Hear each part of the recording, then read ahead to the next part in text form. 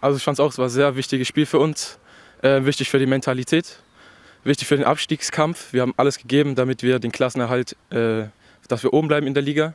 Und wir haben das Beste draus gemacht und Beste gegeben. Und das hat man, glaube ich, auch gesehen heute auf dem Spielfeld. Ja, war ein gutes Spiel von uns. War nicht ganz einfach hier auch, auf dem Platz, der dann doch ein bisschen holprig war. Aber ich finde, wir haben uns gut darauf eingestellt und haben dann auch hochverdient gewonnen.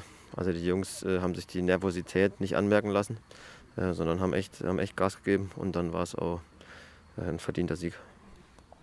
Ja, für uns ist es natürlich schwierig, wenn man von den Punkten her auch schon abgestiegen ist. Trotzdem wollen wir die Saison ordentlich zu Ende spielen.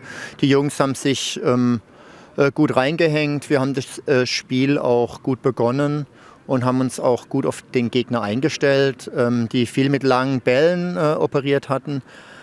Wir haben das gut mit der Abwehrkette gespielt, haben gut dagegen gehalten, haben da nichts weiter zugelassen und durch eine kleine Unachtsamkeit ist dann in der Tat das 1:0 gefallen.